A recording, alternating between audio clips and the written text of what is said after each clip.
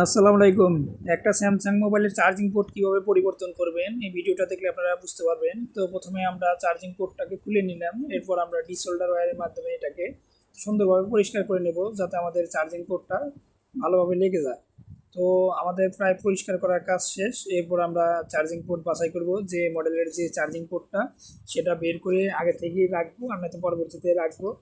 এরপর আমরা যে আমাদের যে লাইনগুলো আছে সেগুলোকে আমরা একদম সোল্ডারিং করে নেব। এরপর আমরা পেজ দিয়ে আমাদের যে মাদারবোর্ডের যে স্থানে আছে ওই স্থানে সুন্দর করে চার্জার পোর্টের লাইনগুলো ভালোভাবে জ্বালাই দিয়ে দেবো।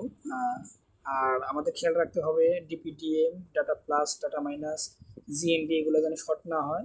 এগুলো শর্ট হলে দেখা যাবে নয়তো ইউএসবি কাজ করবে না, ওটিজি কাজ করবে না, নয়তো চার্জ হবে না বা অন হবে না, এই ধরনের সমস্যা হবে। তো ভিডিওটা যদি ভালো লাগে অবশ্যই পেজটাকে ফলোতে বসে থাকবেন, আর ভিডিওটা ভালো না লাগলে ডিসলাইক দিতে পারেন। তো দেখেন আমাদের চার্জিং পোর্টটা অ্যাকুরেটভাবে লেগেছে। আর মোবাইলের চার্জ খুবই কম, যার কারণে আপনাদের পার্সেন্ট তুলে দেখাতে পারছি না, এটা অনেক সময় সাপেক্ষ ব্যাপার। তো যতটুকু দেখা গেল এই ভিডিওটার মাধ্যমে দেখালাম। তো ভালো থাকবেন সবাই, ধন্যবাদ সবাইকে ভিডিওটা দেখার জন্য।